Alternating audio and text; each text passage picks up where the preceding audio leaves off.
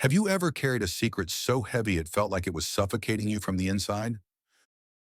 Today, we're diving into a top-voted Reddit story about a family secret that exploded at the worst possible moment and changed everything forever. Let's start reading this emotional roller coaster that'll have you questioning everything about family, love, and the lies we tell to protect the ones we care about. The words hung in the air like smoke after a fire, impossible to take back, impossible to ignore. My sister's face had gone pale, my mother's eyes wide with horror, and somewhere behind us, I heard the soft shuffle of 11-year-old feet on hardwood. What did Uncle mean, Mom? The question came from the doorway, delivered in that innocent, curious tone that children use when they sense the adults are hiding something important. My niece stood there in her pajamas, dark hair tousled from sleep, clutching the stuffed elephant I'd given her for her 8th birthday. This wasn't how it was supposed to happen. The secret we'd all agreed to keep, the one that had been eating at me for years, had just spilled out in a moment of raw anger. And now, as I watched my sister's face crumble, I realized there was no going back. Let me start from the beginning. 14 years ago, when I was 17 and thought I knew everything about the world, my sister Sarah dropped a bomb that changed all our lives. She was 20, halfway through community college, and pregnant. The father, some guy she'd been seeing for a few months, vanished the moment she told him. Just packed up his dorm room and transferred schools, leaving her to face our deeply religious parents alone. "I can't do this," she'd whispered to me one night, her hands shaking as she pressed them against her still flat stomach. "I'm not ready to be a mother." But abortion wasn't an option in our family, and adoption felt too complicated, too final. So when little Emma was born, tiny, perfect, and utterly helpless, Sarah made a decision that would define the next 3 years of our lives. "I need you to help me," she said, placing the baby in my arms while our mother looked on with tired, understanding eyes. "Just until I figure things out." What was supposed to be temporary became permanent. Sarah moved 2 states away for work, sending money when she could, visiting on holidays and birthdays. Meanwhile, I dropped out of high school to become a full-time caregiver to my infant niece. Those early days blur together now. Endless nights of feeding and diaper changes, teaching Emma her first words, watching her take her first wobbling steps across our living room floor. My mother worked double shifts to support us all, so most days it was just me and Emma, learning to navigate parenthood together. I remember the way Emma would reach for me when she woke up crying at 3 in the morning. How she'd babble da-da while I fed her breakfast, not knowing the word didn't quite fit. The pride I felt when she took her first steps, not toward a toy or the couch, but straight into my arms. I loved that little girl with a fierceness that surprised me. When she scraped her knee, she ran to me. When thunderstorms scared her, she crawled into my bed. I was the one who taught her to tie her shoes, who helped her with her first attempts at writing her name. For 3 years, I was her world, and she was mine. Then Sarah met David. He was everything she'd been looking for: stable, kind, ready to settle down. Suddenly, my sister was clean, focused, and desperate to reclaim the life she'd put on hold. She moved back home without warning, thanked me for babysitting, and seamlessly stepped into the role of mother. Emma, now 3, adapted with the resilience that only children possess. Sarah became mommy, David became daddy, and I became uncle, the guy who lived at Grandma's house and gave good hugs when they visited. The family agreed it was better this way, cleaner, less confusing for Emma. We never talked about those first 3 years, never acknowledged what had really happened. As far as Emma knew, she'd always lived with her parents, always been part of their perfect little family. But secrets have weight. They settle in your chest, growing heavier with each passing year. And sometimes when you're angry and hurt and tired of being treated like you don't matter, they burst out with devastating force. "Last week I lost my job. Budget cuts," they said. "Last hired, first fired." I'd been struggling to find work, sending out resumes and getting rejection after rejection. The stress was eating at me and Sarah knew it. We were at Mom's house for what was supposed to be a family dinner, but the tension had been building all evening. Sarah had been making little digs about my employment situation, subtle comments about responsibility and reliability. Finally, she crossed a line. Maybe if you'd learned to handle responsibility better, you wouldn't be in this situation, she said, her voice dripping with casual cruelty that only family can deliver.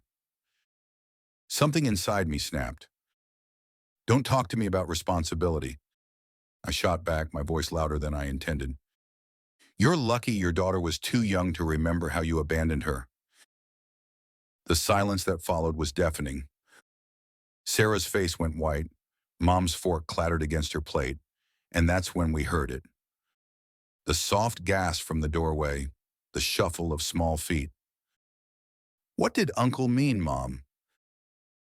Emma's voice cut through the tension like a blade. She was standing there in her pajamas, looking between us with those wide, intelligent eyes that missed nothing.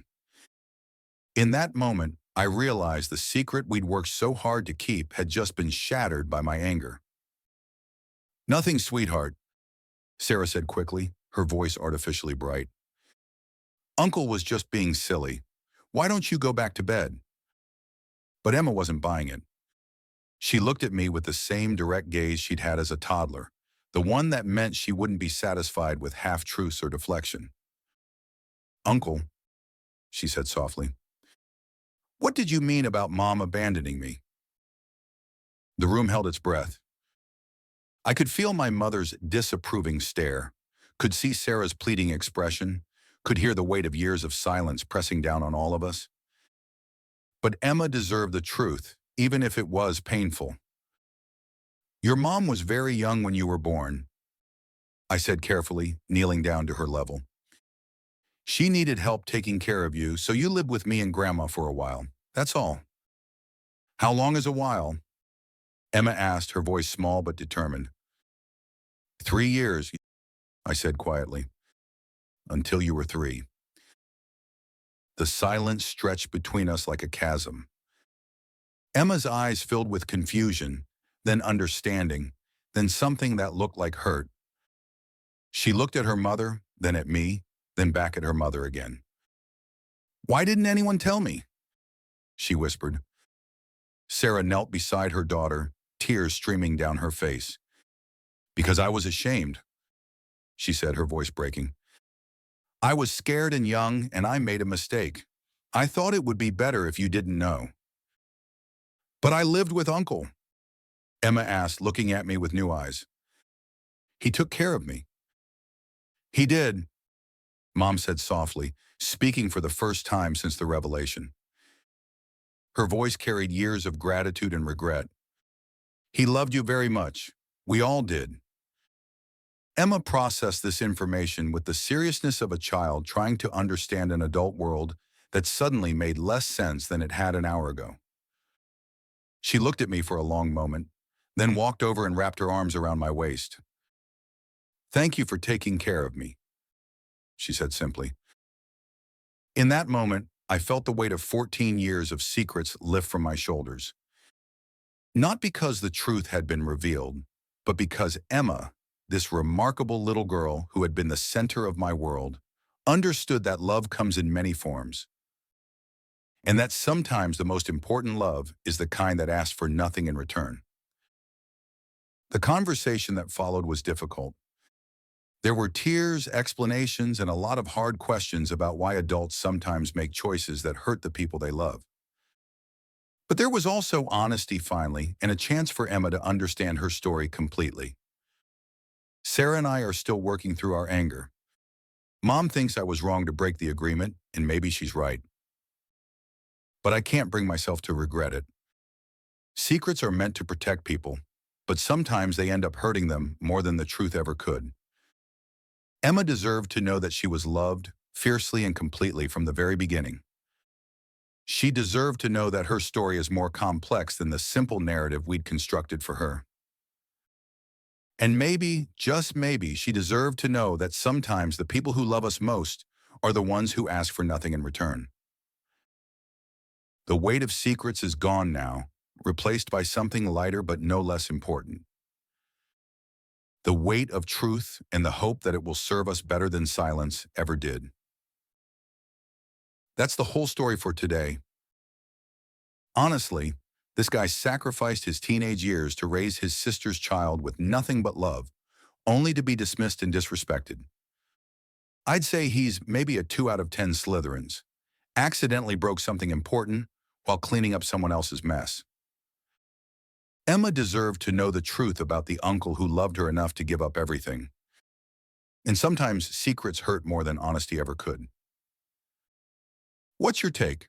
Drop your thoughts in the comments below. That's all for today's story. Hope you enjoyed the ride. If you did, give this video a thumbs up and hit that subscribe button to help me reach my first 1,000 subscribers. It really means a lot. And hey, if you're still craving more drama, mystery, or chaos, check out the next story right here on the screen. See you in the next one.